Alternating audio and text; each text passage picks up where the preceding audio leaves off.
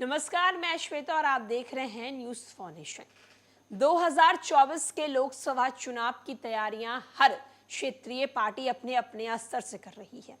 2024 के लोकसभा चुनाव की रणनीति जदयू, बीजेपी, आरजेडी, कांग्रेस या फिर माले हर अपने स्तर से करने में लगी हुई है ताकि 2024 के लोकसभा चुनाव में उनकी रणनीति काम आए और जनता का वोट उनके पक्ष में जाए।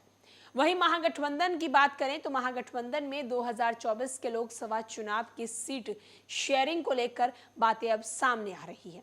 एक तरफ जहां आपको बता दें कि बिहार में मुख्यमंत्री नीतीश कुमार ने आरजेडी और कांग्रेस से अलग होने के बाद महागठबंधन में सीट शेयरिंग का नया फॉर्मूला बनाने जा रहा है। जदयू के अलग होने से आरजेडी, कांग्रेस और लेफ्ट पार्टियों को अब ज्यादा सीटें लड़ने को मिलेगी। सूत्रों के मुताबिक लालू यादव की पार्टी आरजेडी राज्य की 28 सीटों पर चुनाव लड़ सकती है। कांग्रेस 6 और इतनी ही सीट लेफ्ट पार्टियों को देने में भी मूड में है।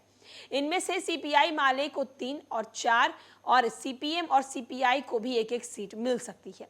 सीपीआई माले के महासचिव दीपांकर भट्टाचार्य ने शनिवार को कहा है कि उनकी पार्टी ने 2 दिन पहले आरजेडी के प्रदेश नेतृत्व को अपना संशोधित प्रस्ताव भेजा है। इसमें पहले की तुलना में अधिक संख्या में सीटें मांगी गई है। हालांकि उन्होंने ये कहा है कि बताया है कि सीपीआई माले ने अब तक कितनी सीटों पर चुनाव लड़ने का प्रस्ताव रखा है। जब जदयू महागठबंधन में थी तब माले ने आरजेडी से आरा, पाटलिपुत्रा, सिवान समेत बिहार के 5 लोकसभा सीटों पर दाव पेश किया था। सूत्रों की माने तो नीतीश कुमार की जदयू के एनडीए में जाने के बाद सीपीआई माले बिहार की 9 सीटों पर चुनाव लड़ना चाहती है।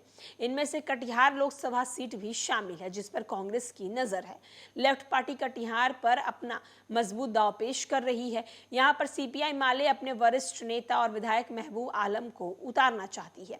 माले के एक नेता ने बताया है कि उनकी पार्टी के कटिहार लोकसभा सीट पर जीतने के जो प्रबल संभावना है वो सामने दिख रही है। हमने इस साल राज्यसभा चुनाव में कांग्रेस के लिए अपना 1 सीट का दांव छोड़ दिया है। इसके बदले हम चाहते हैं कि महागठबंधन कटिहार सीट हमें देकर हमारी मांगों को सम्मान करे। जदयू के बाहर होने के बाद महागठबंधन में लोकसभा चुनाव के सीट बंटवारे की नई चुनौती खड़ी हो गई है।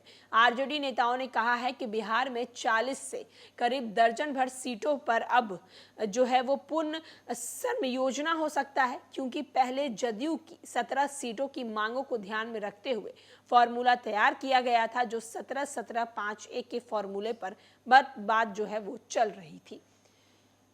तो नीतीश कुमार के एनडीए में जाने से अब सीपीआई माले और कांग्रेस को कहीं ना कहीं बिहार में जब लोकसभा की जब चुनाव होगी तो उसके लिए सीटें ज्यादा मिलती हुई नजर आ रही हैं। एक तरफ सूत्रों के हवाले से खबर यह भी आ रही है कि आरजेडी 28 और माले 6 और कांग्रेस 6 सीटों पर चुनाव लड़ने वाले हैं। अब देखना होगा कि महागठबंधन जो रणनीति बना रही है 2024 लोकसभा चुनाव के लिए, वो रणनीति कितनी सफल होती है। फिलहाल के लिए इस खबर में इतना ही।